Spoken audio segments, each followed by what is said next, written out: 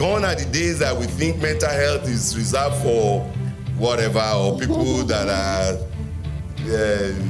possessed by the devil. Over 100 million people within the African region actually suffer from mental health. And there's blood on the floor. There's an obvious laceration on his head. All right. My son has a physical problem. Okay. So I will first call, not my pastor, 911. Approach someone and say, I think your child is not talking, that should be talking. They looked at me like, do you think this is like your own child?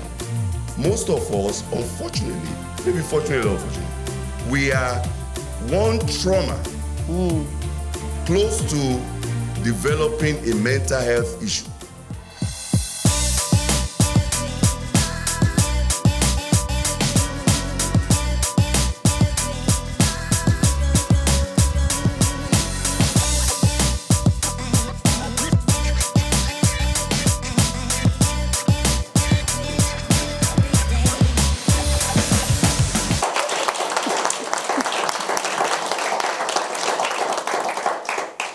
Now let's shift the conversation to our immediate families.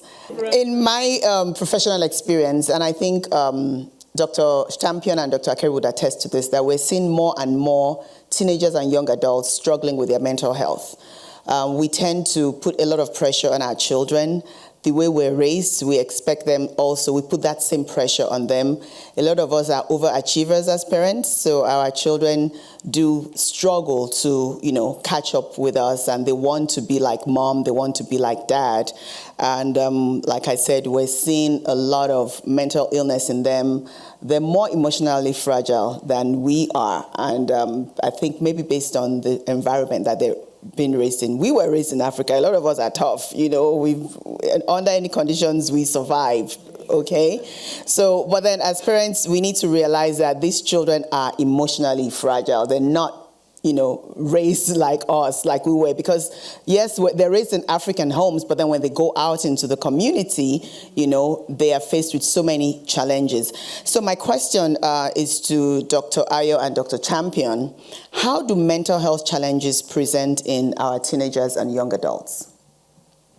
Who wants to go first? Right. The Champion, go first. All right, so just like with the criteria that we diagnose in adults, we diagnose in children. But the thing is that, one thing we have to understand, that we are custodians for a reason. We are custodians because we are in charge and we are to look after the children. So a lot of responsibility actually falls back on us. We need to be attentive. We need to limit the activities, both religious and non, that take us away from making the children our main focus. We need to manage our time better. We have to work because we have to feed them. So we have to go to work. However, we have to balance providing for them physically and providing for them spiritually and mentally.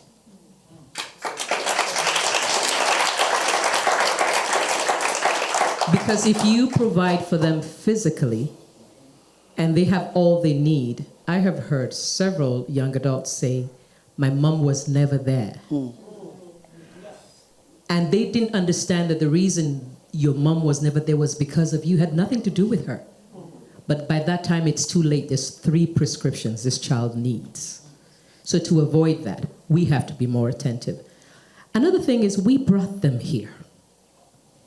So we have the responsibility to learn and educate ourselves about the environment we brought them into. We cannot come here and expect them to act like us who were raised wherever we were raised. So education is needed. So being attentive, being educated. We also need to, Dr. Tade spoke about unspoken expectations. We also need to allow them to understand that their well-being and their happiness is the number one thing that is important. Now, if they end up going to an Ivy League school, that's fine. A lot of the unspoken expectations is because she said, we work so hard. So even without us saying, I need you to become a doctor, they're already thinking, my mom's a doctor, she does this, she has a business, she does that. So they are already inundated by our success, spoken or not. We need to let them know, I love you for you, and I will love what you do that makes you happy.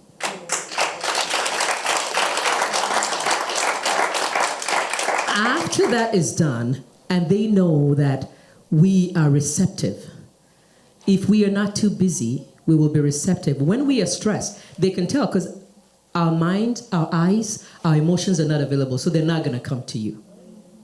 So once we've taken care of that, we also need to understand their lines of development. Teenagers don't come out of their rooms. That's where they live. They eat, they breathe, and they leave over there, right? So you have to press into their space. Oh, please come out and have dinner with us. Just sit at the table with us, just a little bit. Those kind of things. Because this is where we miss when our teenagers start to have trouble, the time they spend in their rooms. So, having said all of that, you look for withdrawal from things that they usually enjoy to do. You look for sad affects. You look for falling grades. You look for children being overly clingy. An abused child may become overly clingy, right? So when we're talking about mental health, I said, it's really wide. So if you're talking about trauma or acute stress disorder, they might not necessarily act depressed. They might just be overly clingy. They also might be the other spectrum where they just don't want you to touch them. They don't keep eye contact. Look for grooming changes. Teenagers don't want to bath anyway. Bathe. But, just a worsening of the hygiene, the disheveled appearance. I'm gonna take a break from talking too long. Thank you. Thank you, Dr. Yemi. Thank you, Dr. Champion.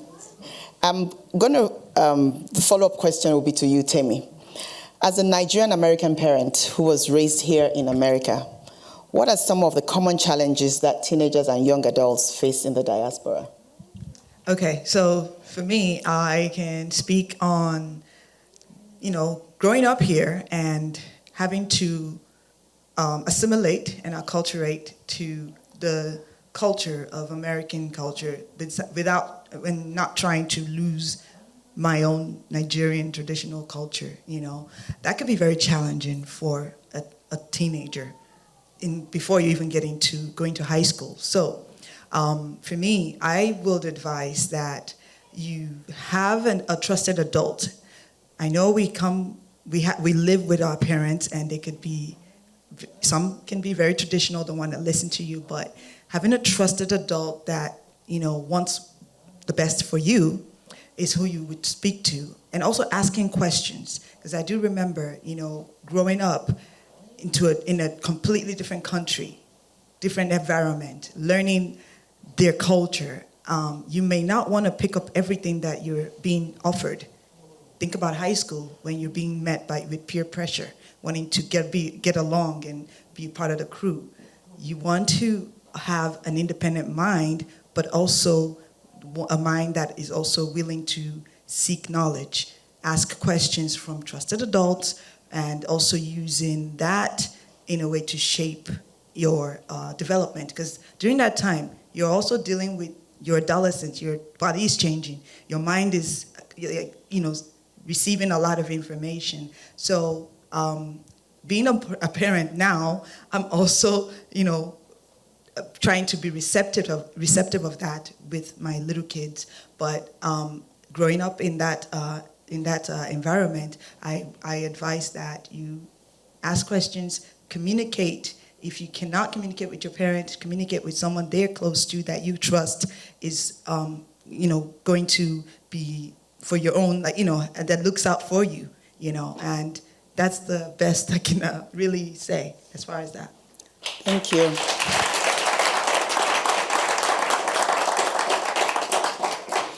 And we're bringing up that question because there's two sets of people in the diaspora, right? So there's those of us that came here for a better life, and we had our children here. There's also some who came here also for a better life, but then they also brought children with them. So I think Tammy falls into that category where you bring your children, maybe they're 10, 14, 15, and then they have to get used to the new environment. So we also have to look at that. And then we have children that were born here to those of us who are we called first generation? I don't know what they call us, but for those of us that migrated here and actually raised our children, gave birth to children in this country. So Deacon Olu, as a father of 2 teenage daughters here in America, in what practical ways can parents handle these mental health issues? So quick, I get quick background about me. I moved here when I was in my late 30s. Okay. I never intended to come to this country, but then I met this lovely lady. Dragged me over here. So I'm first generation. My wife is second generation because she was brought here when she was 7. Okay. So she grew up here. So her parents were the ones that migrated. So I've had to learn about this country in addition to having a child here, and I've had to lean on her a lot because she has experience. She's lived here, so she had more of an understanding. She's been Americanized. Well, you could say that, but I think what's important though is curiosity, which I had, and that enabled me to learn enough to be able to raise, along with my wife, our children here. It also opened me up to what challenges they have gone through and will go through and are going through, and gives me the language to be able to create a space where they feel comfortable enough to ask questions, argue with us, disagree with us, and where we can essentially teach them about the life we've lived and the life that we're living. So just all those things, I think, makes us, I think in our opinion, makes us valuable parents to these children. And I think, like everybody else has said, they weren't born in Nigeria. We go to Nigeria as often as we can, but they were born here. So we're raising them here. And raising them here means learning about this society and guiding them as much as we can in the society, even with the values that we have, which are a combination of where we've lived. So that's all we've done, really, just getting to know them. And I remember one day my daughter said to me, I need to take a mental health day. And I thought, what is that? Yeah, that's a thing. And my initial reaction was, just go to school. So I spoke to Teju and I read your book. This is the real thing. So I had to go learn about it. I read about it. I listened to some podcasts about it. And I understood why it was important. And I think for me, just being curious, I do a lot of reading and listening to a lot of podcasts just to understand the culture and understand how we navigate our Christian faith with this culture to help these children. So that's it, really. Awesome. And I like the way that you talked about, your children being able to argue with you and talk to you. So that means that you've made yourself approachable. And that brings me to the next question. I think Dr. Champion can weigh in on this. How do we encourage young people to approach us? How do we make ourselves more approachable?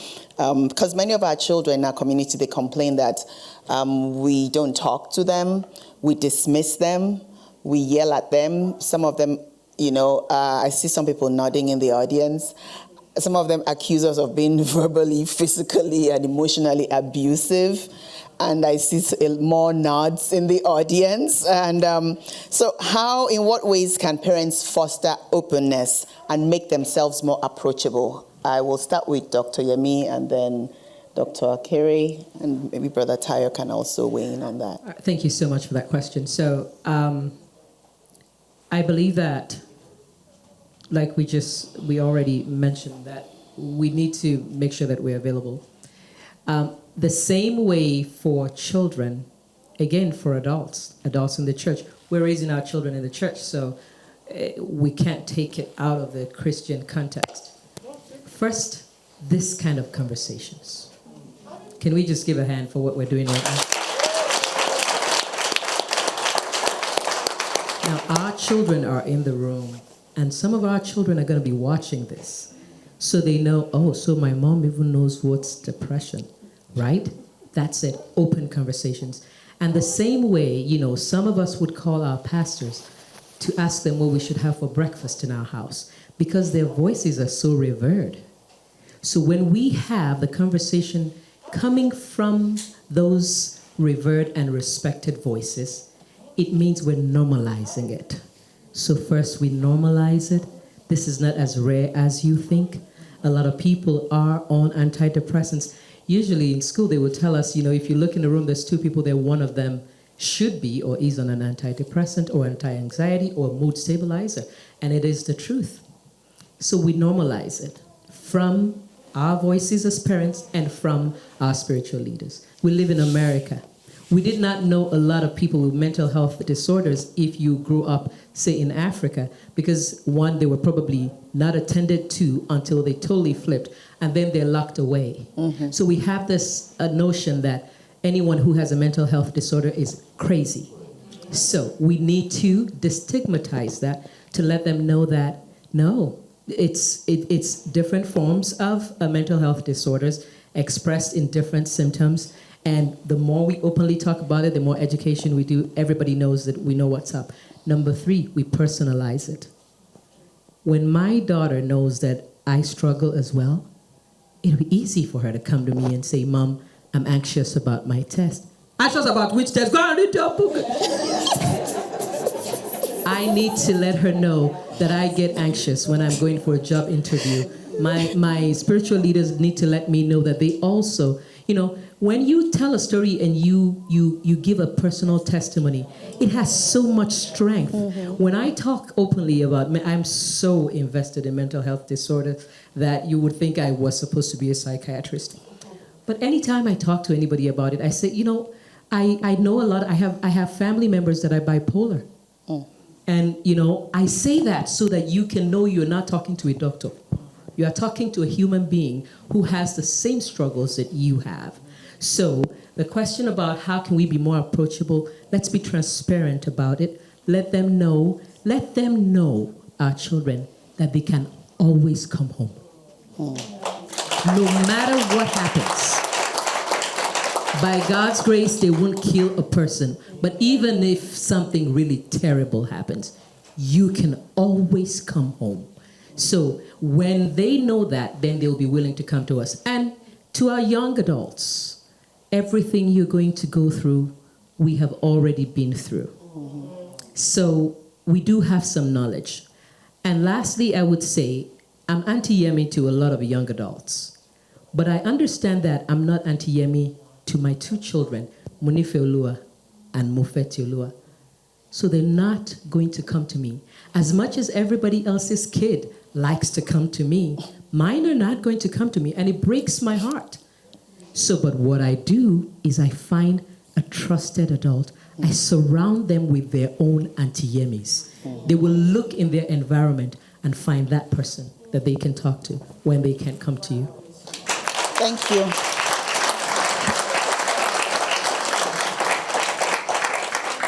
I want to ask another question to Dr. Akere. How can fathers in our community be more present in the lives of their children? And before you say it, and the reason is a lot of our children say their dads don't talk to them, their dads don't hug them, their dads basically, it's just be seen. They don't say I love you, just be seen and up. In fact, you know, when we were growing up, as soon as daddy's car is in the garage, everybody take cover.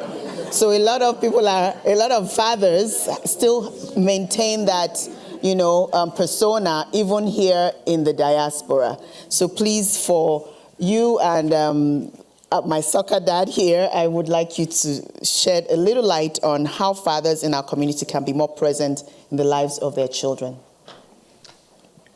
It's very important, of course, for them to look at you as their friend and their father, for them to look at you as someone that they can talk to. And I think it was just yesterday I was asking Yinka who his best friend is.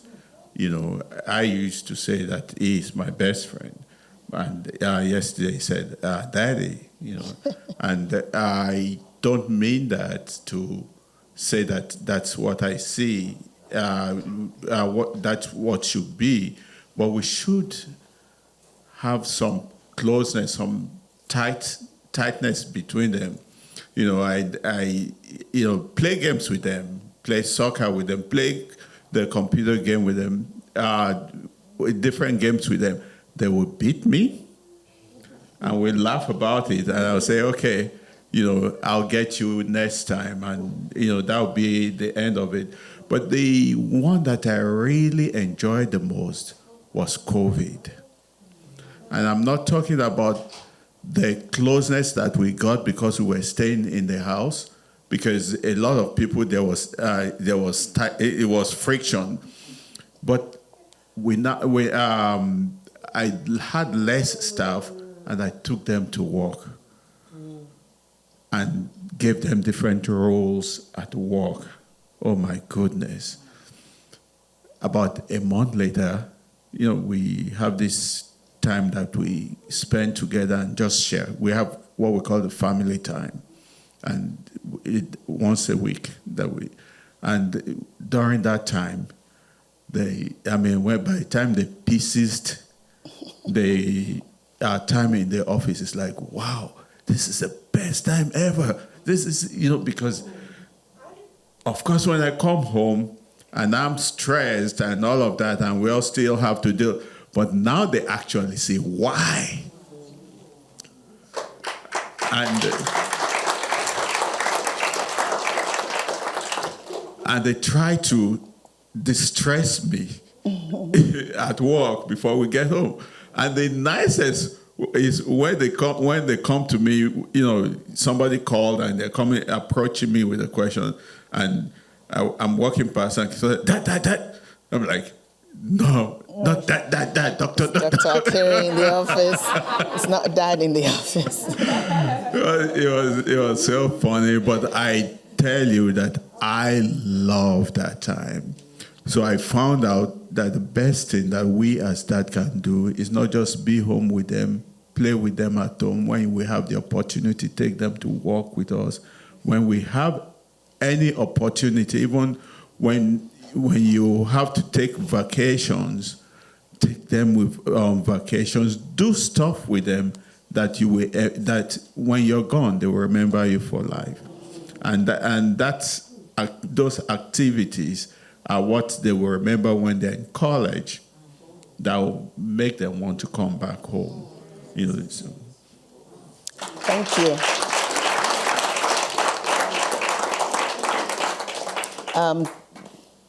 Deacon Olu, do you have anything to add to that? Yeah, just to add to what Dr. Kerry said, I wanted to use Proverbs 3:5 just to illustrate my response. And that proverb starts off saying, train up a child in the way the child should go.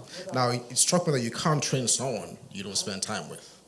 So I think it's, like Dr. Kerry has said, it's about spending time with the children. And I think it's about being present physically, emotionally, financially. Men have to provide, because even the Bible says that a man who doesn't provide is unworthy of being called a man, right?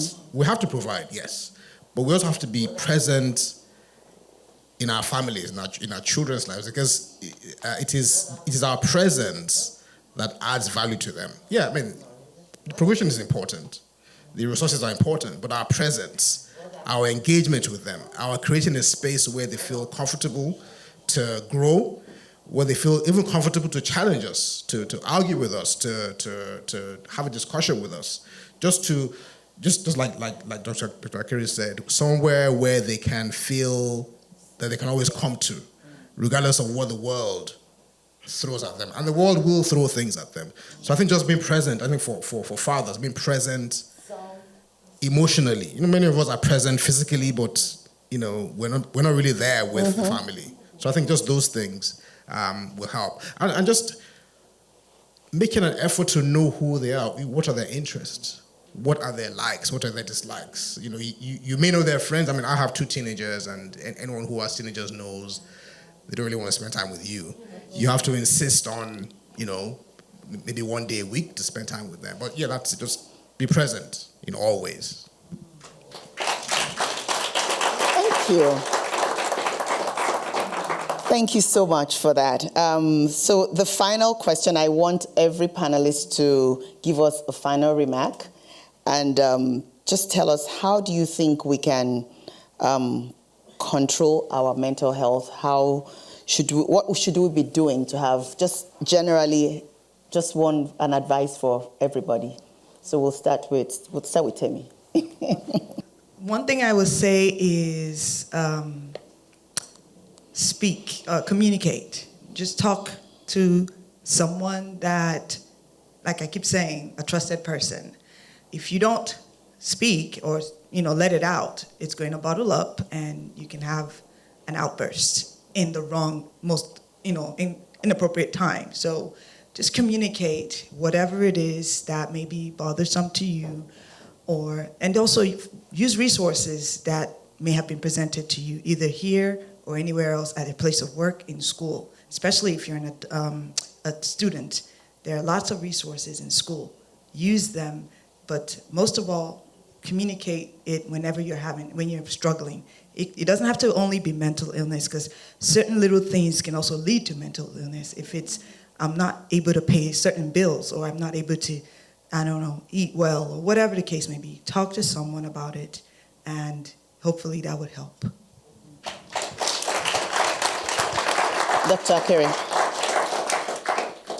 Live life, laugh, love, enjoy yourself, give time to you, and identify the things that you need, and be open. Have someone that you can open your mind to, that you can talk to and say, I'm going through this, and by the time you've done that, you have already taken care of, you have, the same thing that you would do when you're avoiding diabetes, hypertension, you avoid eating this, you avoid eating that, just so you can have a good physical health.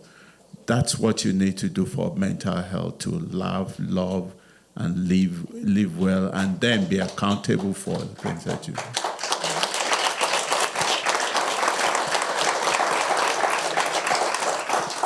Dr. Yemi, any final remarks? So, 3 final remarks. It's okay to not be okay. Word. Number 2, because we call our spiritual leaders for so many things, and I think about 75% of them are marital issues, I think. I'm just guessing. From the top, let us encourage for every couple in the premarital phase to get their own trusted voice, a therapist. Every individual as well should have a therapist, not only when you have a problem. So you can go and say, I am doing well this month. Yes, you're going to pay $75 to $150.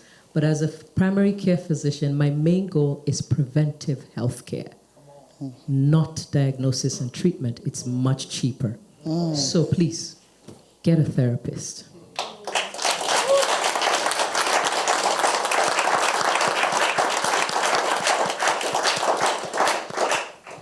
Mr. Adeshida. So, my final remarks are, I think mine kind of mirrors Dr. Akere, which reminds me, I need to book an appointment to come see you, Dr. Akere. He's my physician, by the way.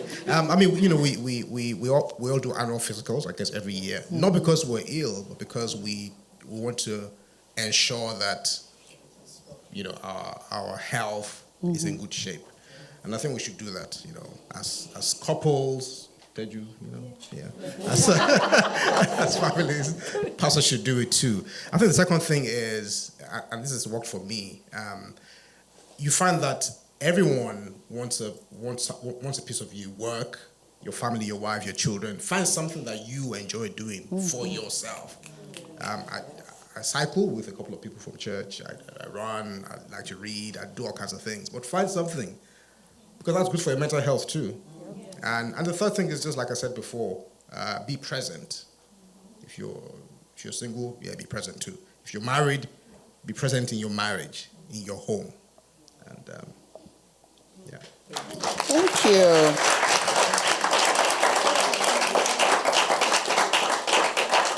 So was this fun? Did you guys learn a lot? Let's give it up for the panelists. So, if you need a therapist or a psychologist for yourself, for your child, a teenager, a young adult, we have a few resources. The APA.org, American Psychological Association. Okay, so if you want to write that down. There's also Therapists on Psychology Today. Okay, and like they said during the course of the discussion, there are churches that actually offer counseling. For our pastors, Focus on the Family, I don't know how many people have heard of Focus on the Family. They do have pastoral care lines, so you can always call them 1-844-4-PASTOR. Okay, even for those of us that are members of the Redeemed Christian Church of God, we can call the helpline at rccgna.org if you need to see someone or talk to someone. And I believe that those places could actually offer, some people do pro bono, so we can join Dr. Yemi on Daily Motion. I don't know how many of you have ever joined us. That is free therapy. I'm on staff with her.